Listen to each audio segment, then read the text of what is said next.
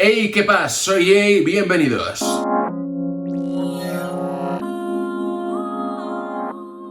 Muy buenas a todos, chicos, chicas. Hoy vamos a continuar la cronología de las películas de estudio Ghibli. En unos días veréis mi vídeo hablando de la película de Totoro, que supuestamente grabé, no, supuestamente no, grabé antes que este vídeo, porque no había tenido la posibilidad en ese momento de ver La tumba de las luciérnagas, que es la otra película que se estrenó a la vez que Totoro en 1988. Ya se había comentado en algún que otro momento que mucha gente decía que al haberse estrenado a la vez era un poco como la contrapartida una de otra. Puede ser que a lo mejor en la película de Totoro diga alguna cosa que no tenga mucho sentido, ya que no había visto esta película. Pero bueno, me he buscado las triquiñuelas para verla. Cuando digo que me he buscado las triquiñuelas, al menos sin comprar la película de manera oficial en Blu-ray o lo que cojones sea, es porque Netflix, en este caso, que es la plataforma que estoy utilizando para ver todas las películas de Estudio Ghibli, de hecho tienen una sección que se llama Estudio Ghibli. Pues me tocan los cojones porque no tienen los derechos de La tumba de las luciérnagas. Por lo visto sí que es verdad que hace unos meses sí que la tenían, pero no me preguntéis por qué a día de hoy La tumba de las luciérnagas, si no es comprando la película,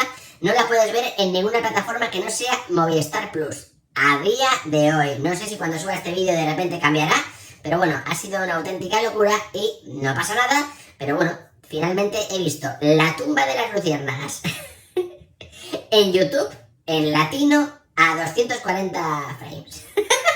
Sé que no es lo correcto, sé que habría 1000 páginas, bla bla bla, pero bueno, era la única manera que tenía de manera rápida para verla en el salón de mi casa. Así que no me toquéis los cojones, que lo importante es que la he visto, ¿vale? Y joder, menudo trauma, chavales, menudo trauma porque no la había visto nunca y wow. En este vídeo, además de mi opinión al respecto, vamos a comentar diferentes datos curiosos de la película, así que estáos al loro, pillad palomitas, bebida, porque vamos a ello. Lo dicho, es una película dirigida por Isao Takahata en 1988, siendo este uno de los cofundadores junto a Miyazaki del estudio Ghibli. Esta película básicamente relata los hechos acontecidos en Japón, en los bombardeos que hubo en Kobe en la Segunda Guerra Mundial, y relata la historia principalmente de dos hermanos, de Seita y Setsuko. Seita en un principio es un chaval, un niño de unos 14 años aproximadamente, que estará en todo momento acompañado de su hermana Setsuko, que es una niña muy pequeña de unos 4 años más o menos. A mí la película me ha fascinado, sin duda alguna, no la había visto, repito, se ha puesto dentro del top 3 de mis películas favoritas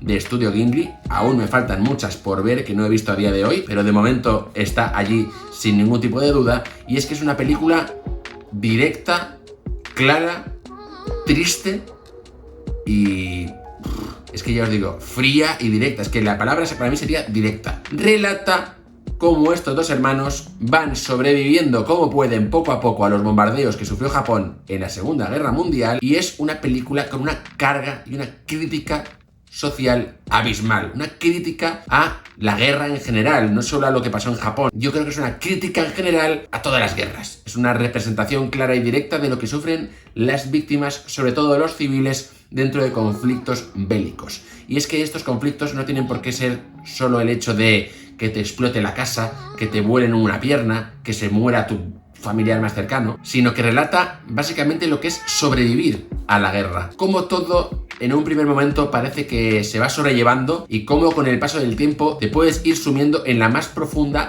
de las oscuridades y las tinieblas dentro del día a día. Las diferencias entre las clases sociales, cómo gente puede sobrellevar la guerra de manera que prácticamente no se dé ni cuenta, y cómo otra gente va yendo poco a poco en un descenso agónico a los infiernos en vida. Una auténtica locura. Ya os digo, viviremos la historia de Seita y Setsuko desde que su casa se prende fuego con los primeros bombardeos hasta sus últimos días, y no hace falta que esto sea un spoiler, sus últimos días, digamos, en lo que se podría considerar un intento casi fallido de sobrevivir a duras penas, dos hermanos abandonados por la guerra, sin padres, sin casa, sin cama y en última instancia prácticamente sin comida. Veremos cómo los hermanos, repito, pasan de no tener casa a vivir con un familiar, a ver cómo el dinero empieza a dejar de tener valor y solo importa los trueques, porque lo más importante es la comida. Veremos cómo gente llora de alegría por tener un plato de arroz blanco de mierda. A mí, por ejemplo, me hizo sentir mal en ese aspecto. Tampoco es mi culpa lo que vivió esa gente, pero es inevitable, ¿no? Es inevitable compararte en algún momento ciertos momentos de tu vida en las que has tenido problemas del primer mundo. Yo qué sé, me han dado un mal cambio, mi hamburguesa no tiene pepinillo, no tiene queso, no sé, o sea, te das cuenta de los problemas que sufrimos a día, que son literalmente chorradas, con los problemas que pueden sufrir diferentes personas en según qué momentos de la historia y sobre todo a raíz de conflictos bélicos. Para mí ha sido inevitable no pensar en toda la gente de Israel y Palestina a día de hoy, me da igual el bando, estoy hablando de los civiles que no tienen nada que ver y cómo es la guerra desde un punto de vista no directo, no de la primera línea de guerra, sino cómo los civiles desfavorecidos tienen que sobrevivir en momentos tan chungos como la falta de hambre, de casa, de cama, de techo, de lo que sea. Y sin duda alguna, La tumba de las luciérnagas es una película que te lo relata de una manera tan dura, tan cálida a la vez, pero a la vez tan fría y directa que sin duda alguna, si no la has visto, yo creo que una vez que la veas te va a marcar para siempre. Y yo creo que a día de hoy a lo mejor me ha pillado un poco más mayor, pero sin duda alguna será una película que recomendaré a todo el mundo que a lo mejor no tenga una idea muy clara de lo mal que se puede pasar en una maldita guerra. Da igual el bando en el que estés. Y ahora que ya os he hablado básicamente un poco de lo que vamos a encontrar, de la trama en general, y os podéis imaginar el desenlace de la misma, porque ya os digo, esto es una película directa, no es una película fantasiosa, con idas, venidas, etcétera, etcétera.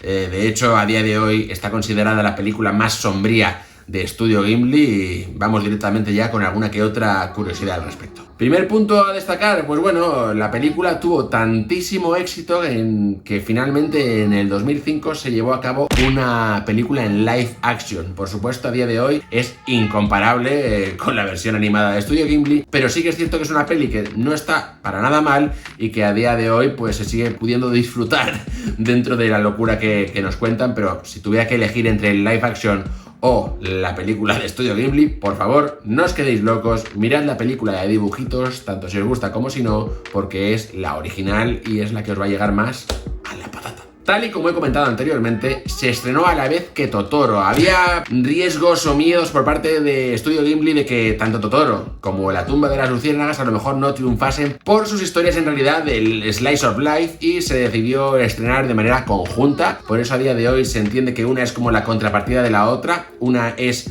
directa, realista y triste. La otra es directa, realista y un poco fantasiosamente alegre y claro, es inevitable que no haya comparativas entre una y la otra, ¿no? Dos hermanos, un hermano y una hermana, un padre ausente en una, un padre casi ausente pero más que nada por el trabajo en otra, la madre o el diseño de la madre es casi igual, mientras que en una tiene un fin un poco extraño, en la otra no se sabe muy bien, pero en ambas está enferma y hospitalizada lejos de casa. La importancia de la comida en una respecto a la otra, es decir, en una están los hermanos luchando en todo momento por la comida, el arroz, etcétera, etcétera. De hecho, hay un momento que Seita es llevado ante las autoridades porque le pillan robando en un huerto, mientras que en la segunda la comida no es que sea un peligro o no hay ausencia de comida como tal. Las niñas trabajan de vez en cuando en los arrozales con su vecina, lo pasan bien y de hecho uno de los puntos de inflexión y que digamos que desencadenan la trama principal de Totoro es como Mei, la hermana pequeña, quiere llevarle una puta mazorca de maíz a su madre que está hospitalizada, así que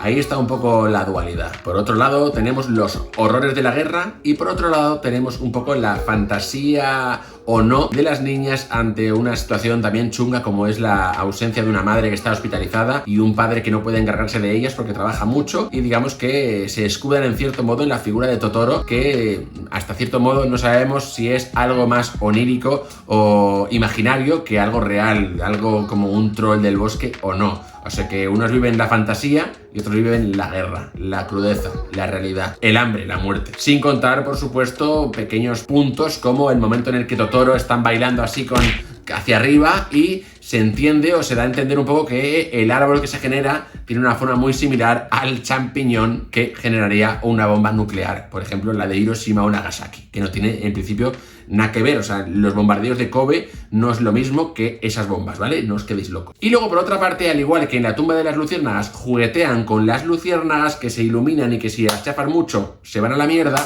en Totoro están los duendes del polvo, que son esas bolitas negras que vemos al principio de la película, que al igual que las luciérnagas, si las chafan mucho, las matas y al final se convierten en una especie como de ceniza negra en las manos. No hace falta que os diga ¿qué reminiscencia hace? Relación, referencia, que los duendes del polvo sean ceniza que cae del cielo, ¿no? Teniendo en cuenta que las bombas que utilizaron en la Segunda Guerra Mundial en Kobe eran bombas incendiarias, o sea que era un poco medio napalm. No hace falta que os lo explique más, ¿no? A día de hoy, tal y como he comentado, está considerado el film más sombrío de Estudio Ghibli y a nivel general como una de las representaciones bélicas mejor llevadas a la gran pantalla. Bien es cierto que muchas veces se ha catalogado como una película antibélica, pero su director en todo momento lo ha negado. No va por ahí el tema y lo único que quiere decir es que es una peli que habla sobre las personas que hay en mitad de este tipo de situaciones, y es que esto da pie directo a, digamos, otra curiosidad, y es que es una película casi autobiográfica, o por lo menos con tintes de ello. Ahora lo explico. La película está basada en la novela de Akayuki Nosaka. ¿Qué pasa con este escritor? Pues que él sí que se inspiró directamente en su vida, ya que él tuvo que sobrevivir junto a su hermana a los bombardeos en Kobe, y en cierto modo dice que él lo hizo como una especie de, digamos, disculpa a su hermana, la cual no pudo sobrevivir a los hechos. Así que digamos que tiene esa parte autobiográfica totalmente del autor de la novela, y por otra parte el autor de la película también sufrió esos acontecimientos, esos hechos, tuvo que refugiarse durante cierto momento de su vida en un pequeño búnker que había al lado de un arroyo, que básicamente es lo que hacen los hermanos dentro de la película de la tumba de las luciérnagas. No es ninguna sorpresa, pero las luciérnagas aluden a la guerra, a la vida. Las luciérnagas tienen muy poca esperanza de vida, al igual que los niños o sí, gente jovenzuela que tuvo que morir a raíz de los bombardeos de Kobe. Y ya os digo, muchas más similitudes con la luz es la vida, la oscuridad es cuando se apagan, etcétera, etcétera. No es que el nombre de la tumba de las luciérnagas esté ahí por casualidad, alude a eso. Una curiosidad respecto a Setsuko, la hermana pequeña, es que la voz se grabó antes de hacer la animación, cosa que no es del todo normal. Normalmente se hace la animación y luego la voz se adapta a la muchacha. En este caso no fue así. ¿Por qué? No lo sé, pero en películas como por ejemplo Akira se llevó a cabo y fue una técnica revolucionaria. Otro dato curioso, es una de las pocas películas de estudio Ghibli que Disney nunca tuvo el derecho de distribución, al igual que a lo mejor sí lo ha tenido del viaje de Chihiro, por ejemplo. De esta peli nunca. ¿Por qué será? Otro dato curioso, esta película tardó muchos años en estrenarse en Corea porque tenían miedo de ver cómo se había representado la sociedad japonesa, y tenían miedo de que pudiera repercutir en un conflicto entre países aliados, entre Japón y Corea. Pero luego al final, pues bueno, al final sí que se estrenó, pero ahí el miedito estuvo. Y el último dato que voy a destacar son los caramelos que toman en todo momento tanto Seita como Setsuko, que son los Sakuma Drops. Son caramelos de frutas de 1908 que precisamente por la popularidad que les realzó con esta película, a día de hoy actualmente van sacando de vez en cuando ediciones especiales en las que aparece, por ejemplo, Setsuko en el propio packaging de los caramelos. Qué curioso, qué bonito. Ya os digo, no tengo más curiosidades, pero es una película absolutamente imprescindible para todas aquellas personas que les guste todo el ámbito bélico o que tengan la curiosidad por ver realmente lo que es sufrir los males de una guerra. Eso sí, es dura de cojones, y si sois sensibles o tenéis un mal día, os la recomiendo en otro momento porque es dura. Y no es por hacerme el chulo aquí, el guay, es una película que según tu estado de ánimo te puede tocar la patata muy mucho. Así que nada, ahora que ya sabéis lo que pienso sobre la tumba de las luciérnagas, y tú, completamente.